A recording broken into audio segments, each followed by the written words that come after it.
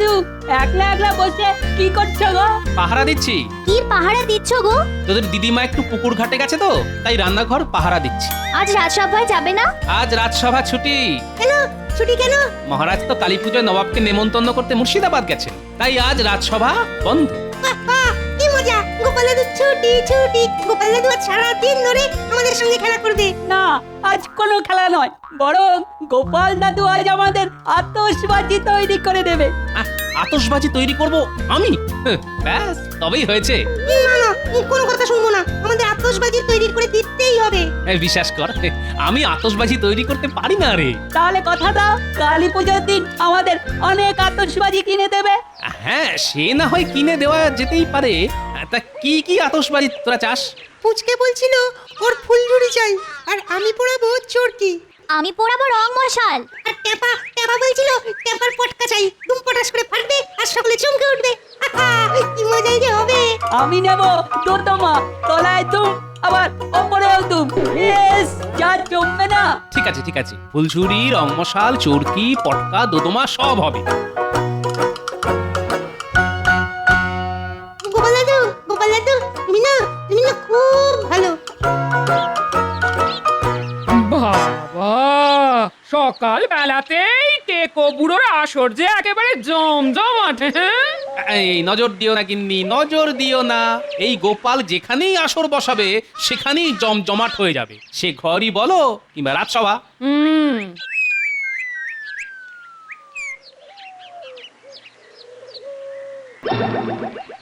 এই গেল আমার সব গেল। এই কি গেল গিন্নি? এই বুড়ো, তোমাকে না রান্নাঘরে মাছ পাহারা দিতে বলেছিলাম। তা পাহারাই তো দিচ্ছিলাম। এই দেখো কোথাও নড়িনি। তাহলে বেড়ালে মাছ নিয়ে যায় কি করে? সে বেড়াল যদি আমার থেকেও চালাক হয় তাহলে আমি কি করবো বলো তো? কি করবে? দাঁড়া করাচ্ছি। ওরে বাবারে, পালা! বোমা যে দুমদাম করে বাড়ির ভেতরেই ফাটতে শুরু করেছে। একদিন পালিয়ে যাবে কোথায় খেতে আসতে হবে না? তখন এসো, মজা বুঝিয়ে দেবো।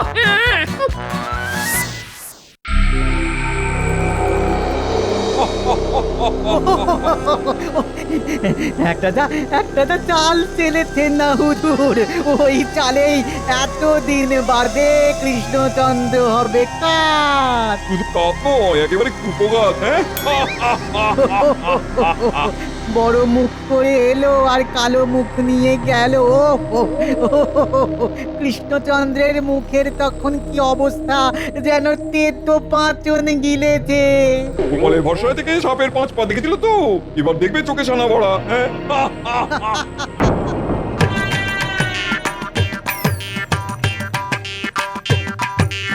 তাহলে তো অনেক হতে চললো, মানুষটা তো এখনো এলো না। আসবে কখন আর খাবেই বা কখন? তাহলে কি সকালে ঝাঁটা নিয়ে তাড়া করাটা আমার একটু বাড়াবাড়ি হয়ে গেল? ভালো লাগে না। এই ভূতের সংসার ছেড়ে যেদিকে দু চোখ যায় সেদিকেই চলে যাবো একদিন। গৃহস্থের কল্যাণ হোক মা। আর কল্যাণ? আমার এই ভূতের সংসারে আর কোনো দিনও কল্যাণ হবে না। কে বলেছে না? আমাকে দুটো খেতে দিলেই কল্যাণ হবে। দাও মা, দুটো খেতে। দাঁড়াও নিয়ে আসছি। যাক, গিন্নি তাহলে আমায় চিনতে পারেনি। এই না, খেয়ে না। মা লক্ষ্মীর সংসার একেবারে, সকলের খাওয়া দাওয়ার পরও হাঁড়িতে ভাত রয়েছে। খাওয়ার হলো কই? ঘরের মানুষটা তো এখনো খায়নি, তাই আমার খাওয়াও হয়নি। তাই নাকি? তা ঘরের মানুষটা এখনো খায়নি কেন মা? সকালে রাগের মাথায় আমি যে তাকে ঝেঁটা নিয়ে তাড়া করেছিলাম। ঝাঁটা নিয়ে তাড়া? না না না, খুব অন্যায় করেছো মা। স্বামী ঘরে এলে তার পা ছুঁয়ে ক্ষমা চেয়ে নিও, কেমন? সে তো নিতেই হবে। তাহলে আর দেরি করছো কেন? নাও। এই তুই কে রে? আমাকে চিনতে পারলে না গিন্নি? আমি তোমার অকর্মাত ভারী টেকো বুড়ো। ও তুমি? দাঁড়াও, আজ তোমার হচ্ছে। দাঁড়াও। মারবে না কিন্তু, মারবে না।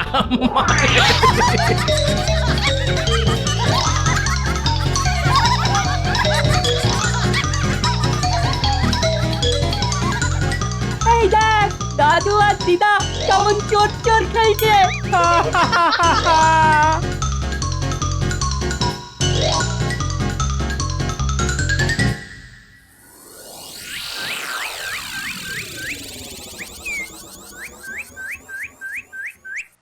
দূর দূর দূর, ভাবলাম আজ অন্তত ঠিকঠাক সময় রাজসভায় পৌঁছবো, কিন্তু আজও দেরি হয়ে গেল। এরপর গিয়ে হয়তো মহারাজের দাঁত খিচুনি খেতে হবে।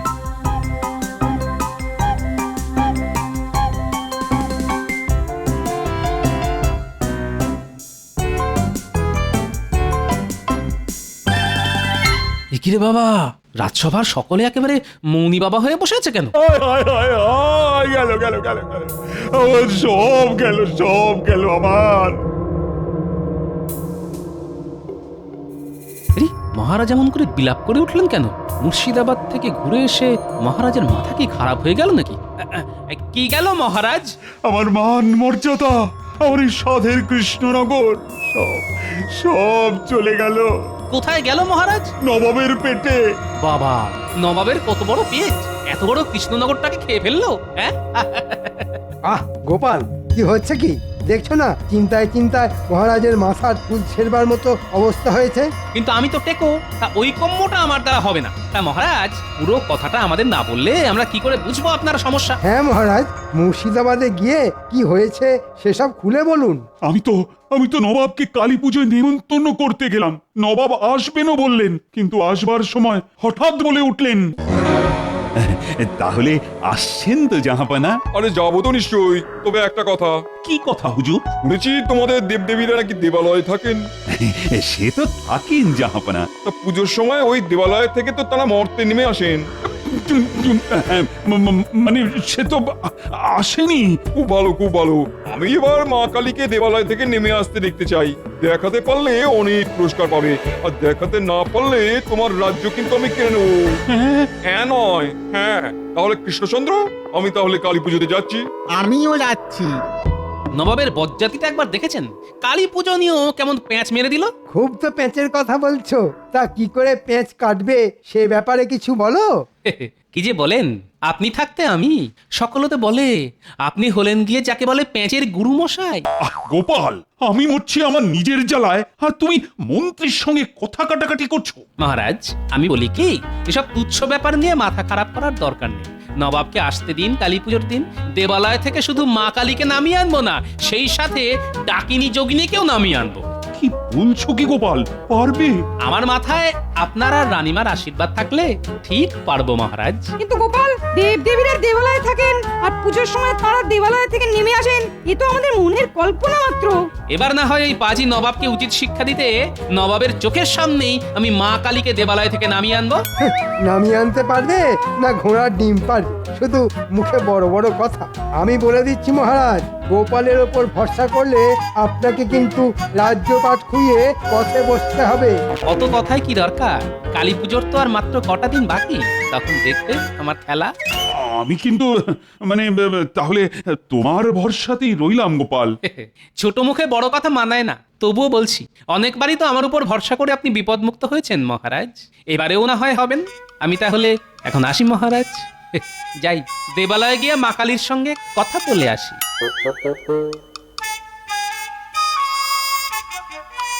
গোপাল যে কি করতে চাইছে সেটা একমাত্র গোপালই জানে।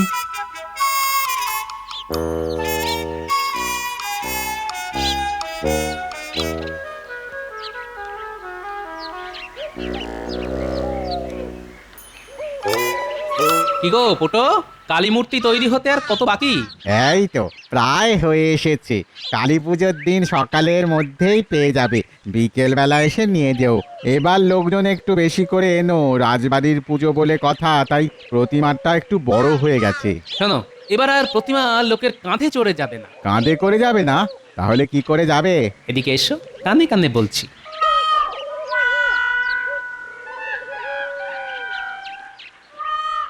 বাবা, তাহলে তো দারুণ একটা ব্যাপার হবে। তবে খবরদার, এ কথা যেন 5 কান না হয়। মনে রাখবে, এ আমার কথা নয়, এ হলো মহারাজের আদেশ। তুমি নিশ্চিন্তে থাকো গোপাল দাদা, আমি ছাড়া এ কথা কাকপক্ষীয় টের পাবে না। তাহলে তাহলে আমি আসি, কালী পুজোর দিন বিকেল বিকেল চলে আসবো। আর হ্যাঁ, সেই সময় তোমার এখানে যেন আর কেউ না থাকে। ঠিক আছে, তাই হবে। আর সব ঠিকঠাক হলে মহারাজকে বলে তোমার মজুরি বাড়িয়ে দেব। ঠিক আছে।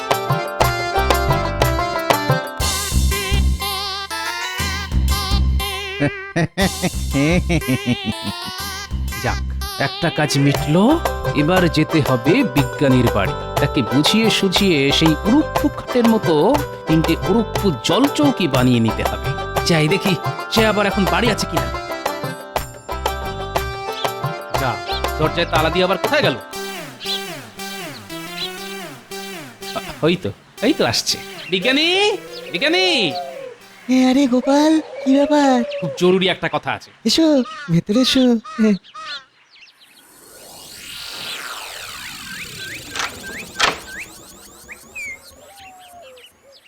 এবার বলো তোমার জরুরি কথা। হ্যাঁ আজ তো তুমিও রাজসভায় ছিলে, হ্যাঁ, ছিলাম তো। শুনলে তো মহারাজের কথা? শুনলাম তো। বলো দেখি কি কাণ্ড। হ্যাঁ, কি অন্যায় আবদার ওই নবাবের। ওই অন্যায় আবদারের মুখের মতন জবাব দিতে হবে বিজ্ঞানী, এবং সেটা আমি দেবই, শুধু তুমি যদি আমায় একটু সাহায্য করো। বলো কি করতে হবে বলো। আচ্ছা, তুমি একবার একটা উড়ুপ্পু খাট বানিয়েছিলে, মনে আছে? মনে নেই আমার, সেটা চড়েই তো তুমি তোমার দলবল হাওয়া বদল করতে গিয়েছিলে। কিন্তু বিজ্ঞানী, এবার আর উড়ুপ্পু খাট নয়, এবার তোমায় বানাতে হবে 3টে উড়ুপ্পু জল চৌকি, একটা বড় আর 2টো ছোট। কি কালী পুজোর সকালের মধ্যে বানিয়ে দিতে পারবে তো? তবে এই দিয়ে নবাবকে মুখের মতো জবাব যদি দেওয়া যায় তাহলে অবশ্যই পারবো। তবে একটা কথা, এই কথাটা তুমি আর আমি ছাড়া আর কেউ যেন জানতে না পারে, এমনকি মহারাজও নয়। ঠিক আছে, তাই হবে। যাক, আরো একটা কাজ মিটলো। এবার খুঁজে বের করতে হবে আমার খুদে পল্টন।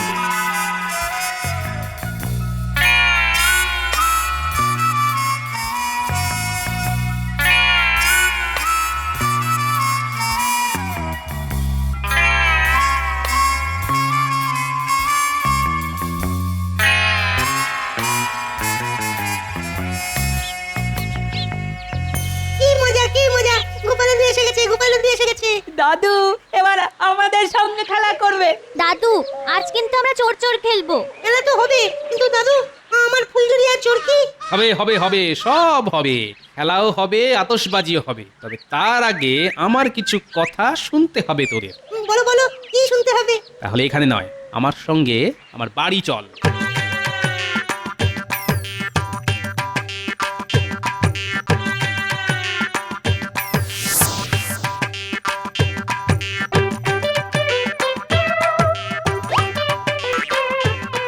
যাক, তোদের দিদা এখন বাড়ি নেই, ভালোই হলো।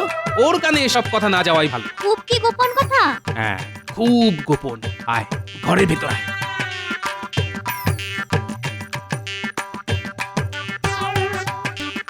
এবার চুপি চুপি বলি। কি মজা, কি মজা! খুব মজা হবে। তাহলে ডাকিনি যোগিনী খেলা হবে। গুলটে, তুই হবি ডাকিনী আর পুঁটি হবে যোগিনী। আর আমরা কি করব? সেটা না হয় পরে বলে দেবো। তবে খবরদার, তোরা ছাড়া এসব কথা আর যেন কেউ জানতে না পারে। কাউকে বলবো না? না, বাবা মাকেও নয়? মা বাবাকেও নয়। আর সব কাজ যদি ঠিকঠাক হয়, তাহলে মহারাজকে বলে তোদের এত আতশবাজি আনিয়ে দেব যে কালী পুজোয় সারা রাত ধরে পুড়িয়েও শেষ করতে পারবি না। ঠিক আছে, কাউকে বলবো না। কথা দিচ্ছি, কেউ জানতে পারবে না আমাদের থেকে। তাহলে এখন সকলে বাড়ি যা, কালী পুজোর দিন সকালে আবার দেখা হবে আমাদের। ঠিক আছে। এবার দেখো নবাব বাহাদুর, তোমার কি অবস্থাটা আমি করি।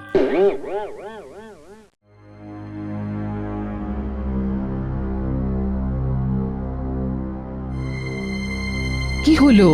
খাবারের থালা সামনে রেখে অমন করে বসে রইলেন কেন? খেয়ে নিন। গলা দিয়ে নামছে না রানী, আজ বারে কাল কালী পুজো।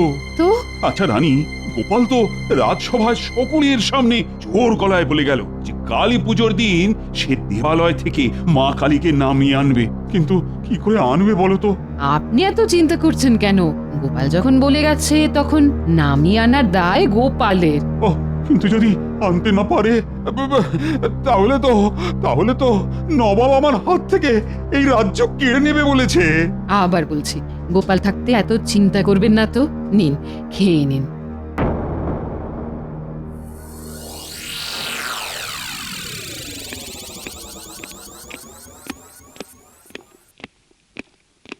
কি উজি, খুব তো সেজে গুজে কৃষ্ণনগরে যাচ্ছ, তা কি বুঝছো? এতে তো বোঝাবুঝির কিছু নেই জাহাপানা। হ্যাঁ হো হো হো করে এত হাসছো কেন? আজ যখন দেবালয় থেকে মা কালীকে নেমে আসতে দেখাতে পারবে না, তখন কৃষ্ণচন্দ্রের মুখের অবস্থা যে কি হবে সেটা ভেবে তো আমি হেসে একেবারে পাগল হয়ে যাচ্ছি জাহাপানা। তাহলে আর দেরি করা কেন? চলো চলো, এখনই আমরা বেরিয়ে পড়ি। তাই চলুন জাহাপানা। কৃষ্ণচন্দ্র, আজ তোমার সব জারি জুরি শেষ। হাজার চেষ্টা করে গোপালও তোমায় এই বিপদ থেকে বাঁচাতে পারবে না।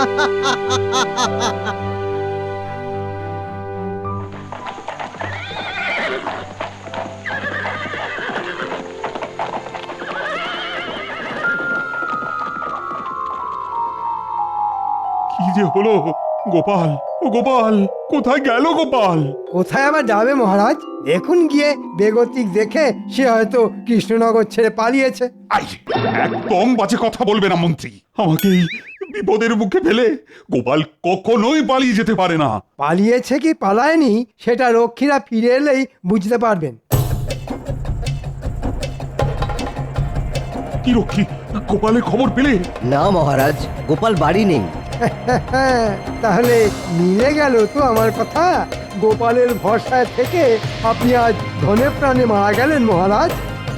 মহারাজ, নবাব বাহাদুর আর উজির সাহেব আসছেন। সর্বনাশ, এসে গেছেন। কি কৃষ্ণচন্দ্র, পুজোর আয়োজন সব হয়ে গেছে? হ্যাঁ, মানে হ্যাঁ জাহাপনা, এই দেখুন সাজানো গোছানো মণ্ডপ। মণ্ডপে শুধু মা কালী যা এসে পৌঁছাননি। তিনি তো আবার দেবালয় থেকে ওই আকাশ পথে আসবেন, তাই না কৃষ্ণচন্দ্র? হ্যাঁ, এ মা কালী, গোপাল গোপাল আমাকে ছেড়ে পালিয়েছে। এখন এখন তুমি আমার ভরসা। আমায় তুমি রক্ষা করো মা, রক্ষা করো। কি হলো, কি হলো কৃষ্ণচন্দ্র? দিনের আলো যে ক্রমশ কমে আসছে। মা কালী কখন আসবেন? অন্ধকারে এলে তার আশা তো আমরা দেখতে পাবো না।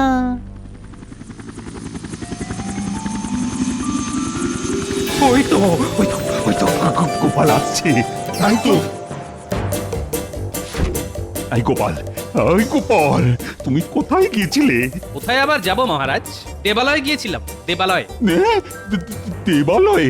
হ্যাঁ মহারাজ, আসলে মা কালী তো প্রতি বছর মাঝরাতের অন্ধকারে দেবালয় থেকে মর্তে নেমে আসেন, কিন্তু এবার তো আর সেটা হলে চলবে না। স্বয়ং নবাব বাহাদুর আবার মায়ের নেমে আসার দৃশ্য দেখতে চেয়েছেন। তাই তাই দুপুর থেকে দেবালয়ে গিয়ে ধর্ণা দিয়ে বসেছিলাম। কি বলবো মহারাজ, মা কালী তো এত সকাল সকাল আসতেই চাইছিলেন না, কিন্তু অনেক ভুজুং ভাজুং দিয়ে, অনেক জপিয়ে চাপিয়ে। কোন অবিশ্বাসী আমাদের মায়ের দেবালয় থেকে আসা নিয়ে ঠাট্টা তামাশা করেছে?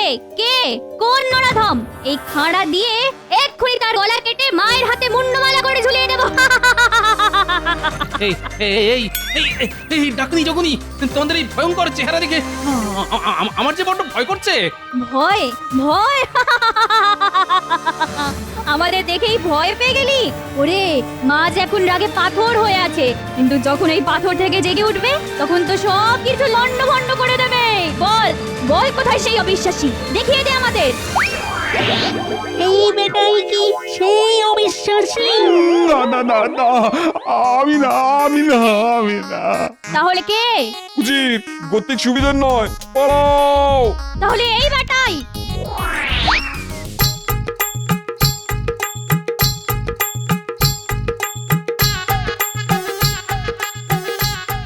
কি যে হচ্ছে কিছুই তো বুঝতে পারছি না। আমার মাথাতেও কিচ্ছু ঢুকছে না। দাদু, নবাব আর উজির সাহেবকে তাড়া করে একেবারে রথে তুলে দিয়ে এসেছি। ভয় পেয়ে এমন যা রথ ছুটিয়েছে না। এতক্ষণে তারা হয়তো কৃষ্ণনগর ছেড়ে পালিয়ে গেছে। সাবাস গুলটে, সাবাস পুটি। দাদু, গুলটে, পুটি, এই গোপাল এসব কি হচ্ছে হ্যাঁ? কি বুঝতে পারলেন না? পুটি আর গুলটে ডাকিনী যোগিনী সেজেছিল, আর আমাদের বিজ্ঞানী তার বিজ্ঞানের কারিকুরি দিয়ে তৈরি করেছে ওই উড়ন্ত জল চৌকি, যাতে বসে আমরাও এলাম, আবার মা কালীকেও নিয়ে এলাম। উড়ন্ত জল চৌকি? কেন মহারাজ, মনে নেই? অনেক দিন আগে বিজ্ঞানী এরকম একটা উড়ুক্কু চৌকি তৈরি করে দিয়েছিল, যাতে করে আমরা বেড়াতে গিয়েছিলাম। মনে পড়েছে।